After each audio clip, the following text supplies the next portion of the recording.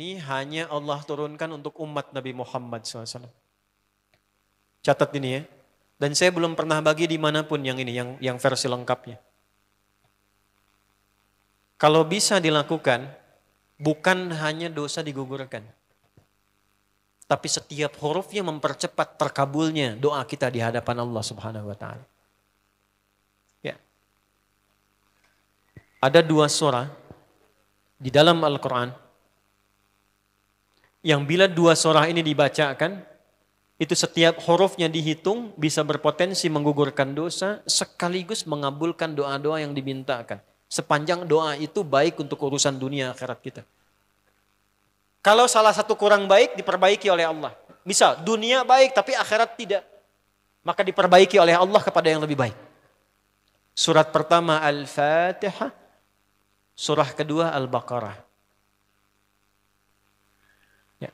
Sebelum doa baca tuh Al-Fatihah sama Al-Baqarah. Tapi Al-Baqarahnya tidak dari ayat yang pertama. Kepanjangan.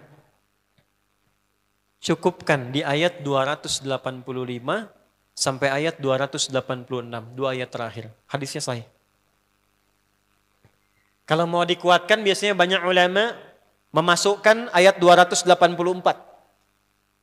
Ada yang sudah masuk ke dalam Ka'bah di sini? Ini informasi saja. Dan 3 ayat ini, Al-Baqarah 284, 285, 286, itu ayat yang dituliskan di dinding Ka'bah. Itu yang saat berhala dikeluarkan, gambar-gambar dihapus, itu ya, syair-syair diganti dengan ayat Quran sehingga jadi kain kiswah Ka'bah di luar. Itu ada sejarahnya. Yang di dalam pun dihiasi dengan hiasan ayat Al-Quran. Di antara yang dituliskan itu Al-Baqarah ayat 284, 285, 286. Intinya di 285 dan 286-nya. Tadi rakaat pertama yang saya bacakan dalam salat Isya. Hadisnya sahih. Itu spesial malaikat Jibril turun kepada Nabi Muhammad SAW mengabarkan kabar gembira siapa yang membiasakan membaca Al-Fatihah. Ya, kemudian 2 ayat terakhir di Al-Baqarah dari amanar rasulu sampai fangsurna 'alal qaumil kafirin, tidaklah dia membacakan itu kecuali setiap hurufnya dijaminkan mengabulkan doa-doa yang dia mohonkan sepanjang benar doanya dan tidak diselimuti maksiat. Ini maaf ya. Ini saya minta maaf dulu nih. Kalaupun Anda benar doanya khusyuk sampai nangis, tapi ada selimut maksiat dalam permohonan doa itu pengabulannya mental lagi. Hadisnya sahih. Thumma dzakara ar-rajula yutilu as-safara ash'atha aghdara yamuddu yadayhi ila as-sama' fayaqulu ya Rabb.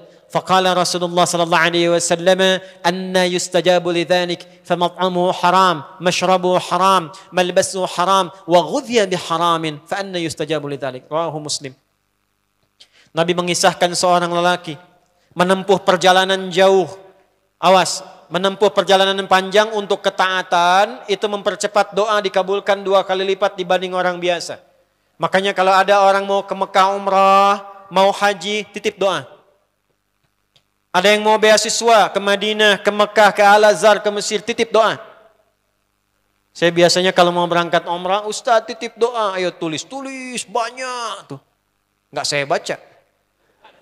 Saya simpen aja, ntar dekat Ka'bah, ya Allah Engkau Maha mengetahui. Ya.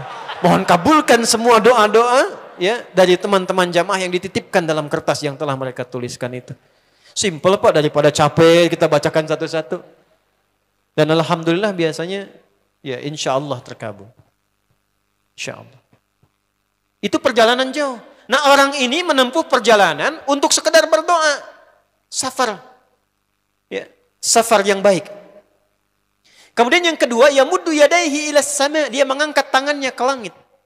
Ini saya tidak bermaksud mengajarkan ya. Cuma menunjukkan prakteknya begini nih. Ada yang bisa bantu saya nggak? 1 orang maju. Cepat. Yang depan aja, depan. Jazakallah khair.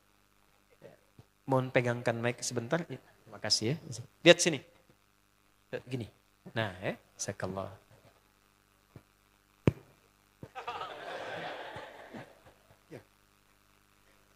Nah, gini ya. Ini tangan.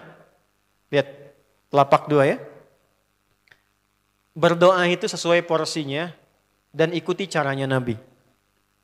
Kalau doanya formal dalam sholat dan diikat dengan gerakan, jangan kreatif.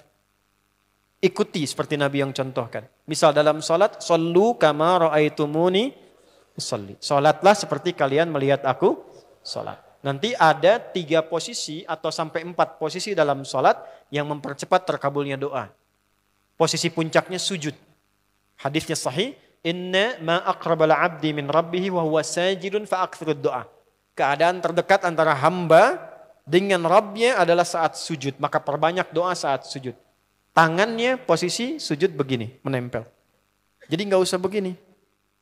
Oke, begini. Nah ini di luar sholat.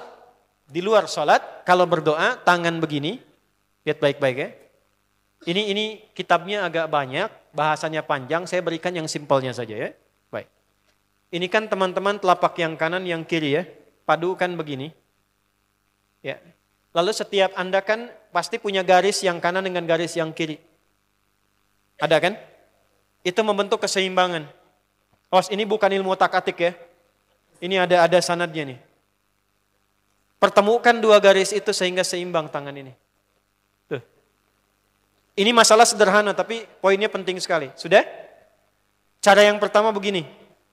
Ini di luar salat dan bukan dalam posisi saat istisqa, saat minta hujan. Begini, sudah? Pertemukan. Lalu letakkan sejajar dengan dada di sini. Ya. Jadi kalau dada itu, ini posisinya, ini nahar di sini.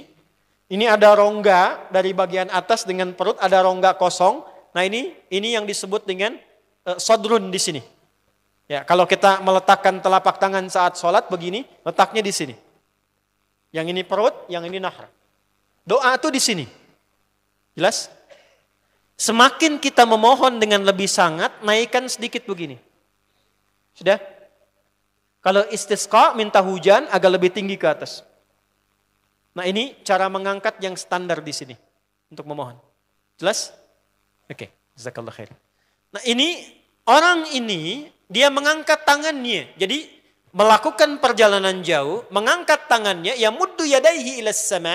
Orang yang berdoa dengan mengangkat tangan, itu dijawab doanya oleh Allah lewat keterangan Nabi SAW. Itu bisa kamakala 2 kali lebih cepat dibandingkan dengan orang yang tidak mengangkat tangan saat berdoa. Jadi Anda cuma sekedar doa dengan mengangkat begini, itu lebih cepat potensi dijawabnya dengan mengangkat doa. Ada seorang bertanya pada Nabi SAW, hadis sahih, "Ya Rasulullah, bagaimana pendapatmu dengan seseorang yang meminta kepada Allah dengan mengangkat tangan?" Atau kamakala. Lalu Nabi mengonfirmasi, bertanya balik, bagaimana kalau ada seseorang memohon kepada Anda dengan mengangkat tangannya? "Pak, tolong Pak, tolong Pak, tolong." Gitu kan? Di depan rumah Anda, 1 jam begitu, "Pak, tolong Pak." Kira-kira Anda beri atau tidak? Beri. Minimal kalau Anda nggak punya kemampuan, Anda referensikan atau beri sesuai kemampuan Anda kan?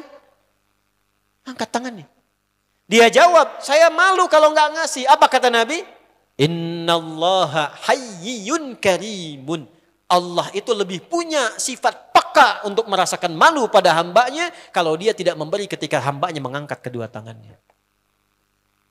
Nah nanti ada beda-beda posisi saat khatib Jumat misalnya 1 begini untuk khatib. Makmum mengangkat 2 tangan. Yang ketiga dia mengatakan, "Ya Rabb, Ya Rabb." Asma'ul Husna. Doa yang dibuka dengan Al-Asma'ul Husna itu dijawab 2 kali lebih cepat dibandingkan dengan doa yang langsung dimohonkan kepada Allah. Itu perintah. Tahu Nabi Zakaria? Nabi Zakaria apa ujiannya? Diuji oleh Allah, hidup demikian lama sampai rambut memutih, fisiknya letih, istrinya divonis secara medis, maaf, monofos dan mandul. Kata medis gak mungkin punya keturunan. Maka beliau berdoa kepada Allah dan dalam doanya dimulai dengan Al-Asma'ul Husna. Sebelum sampai ke doa itu di Ali Imran ayat 38 sampai 39, buka dulu Quran surah 17 Al-Isra ayat 110. Ini perintah langsung dari Allah. Qulidullah awidur rahman ayyamma tad'u falahul asma'ul husna. Quran surah ke-7 ayat 180. Walillahil asma'ul husna fad'uhu biha. Fad'u biha.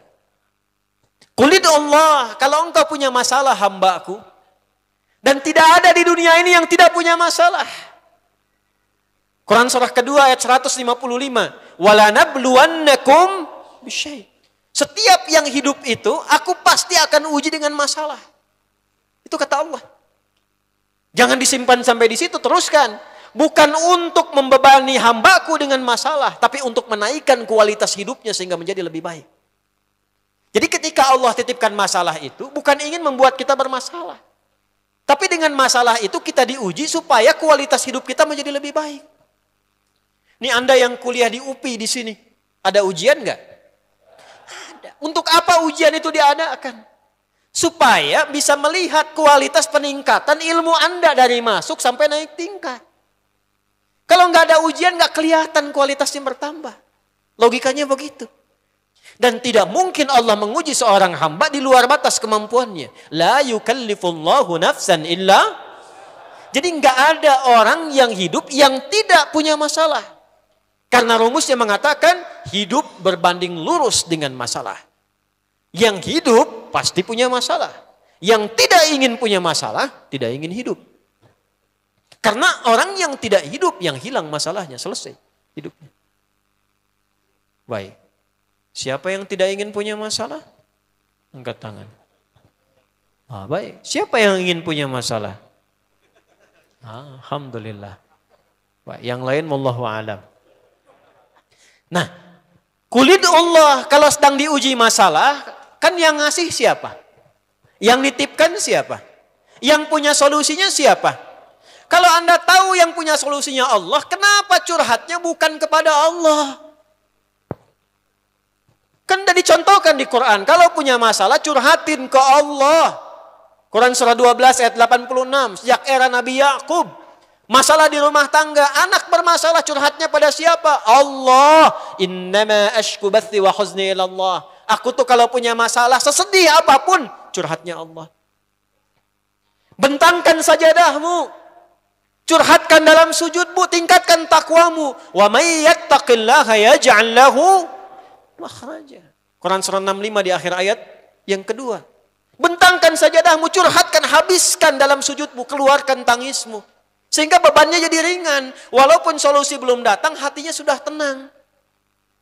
Yang diperintahkan panjangkan sajadahmu, bukan panjangkan statusmu. Kita sudah tahu ayatnya, paham ketentuannya, tapi kenapa prakteknya ditumpahkan di Instagram, di Facebook, bikin vlog di YouTube, hanya untuk curhat saja. Dan ironinya dalam hal yang demikian tahu yang menyelesaikan Allah. Sekarang tambah bonus, aminkan ya. Yang mengaminkan doa ini mudah-mudahan dihilangkan masalahnya. Puguma mana nanti bermasalah keneh di dia. Itu gimana kumaha tuh teh? Paham? Curhatkan sama Allah. Nah, bagaimana mintanya? Sebut namanya ya Allah. Awidur Rahman. Kalau kita ingin minta lebih cepat, minta dengan kelembutan Ar-Rahman. Rahman itu bisa disebut namanya ya Rahman, bisa cari cara mintanya yang paling lembut, yang menyentuh. Allah senang dengan kalimat yang menyentuh. Misal ya. Kembali ke Nabi Zakaria tadi. Quran surah 3 ayat 38. Hunalika da'a Zakaria rabbah. Qala rabbi habli min ladunka dzurriyyatan thayyibah. Innaka sami'ud du'a. Ya Allah, hamba-hambamu itu telah menghukumi aku dan istriku tak akan mungkin punya keturunan. Sedangkan engkau yang maha pemberi tanpa punya batasan. Mereka mengatakan istriku punya keterbatasan. Maka aku memohon kepadamu yang pemberianmu tak ada batasan. Mohon ya Allah anugerahkan keturunan dari sisimu saja ketika mereka mengatakan tidak mungkin itu punya. Sungguh engkau yang maha mendengar doaku ya Allah. Perhatikan, kalau kepada yang maha mendengar saja tidak terkabulkan, mohon tunjukkan kepadaku saat ini dengan cara apa lagi dan kepada siapa lagi aku mesti memohon. Itu dalam banget. Ya Allah, Engkau perintahkan aku berikhtiar mencari kerja, aku lakukan. Engkau perintahkan mengeluarkan keringatku dengan cara yang halal, aku kerjakan ya Allah. Engkau perintahkan aku jauhi yang Engkau larang, aku lakukan ya Allah. Sekarang aku telah berikhtiar dari sejak keluar, aku telah menunaikan sholat subuh seperti yang Engkau maha mengetahuinya. Dan menjelang malam aku mengadukan bahkan di rumahmu ya Allah hanya untuk sesuap nasi bagi istri dan anakku dari yang halal itu. Aku telah melakukan apa yang Kau perintahkan. Aku hanya memohon apa yang telah Kau janjikan. Kalau dengan semua ikhtiar yang aku kerjakan sampai detik aku bersujud di hadapan-Mu di rumah-Mu ini belum Kau kabulkan, mohon tunjukkan kepada aku di malam ini ya Allah dengan cara apa lagi mesti aku memohon kepadamu.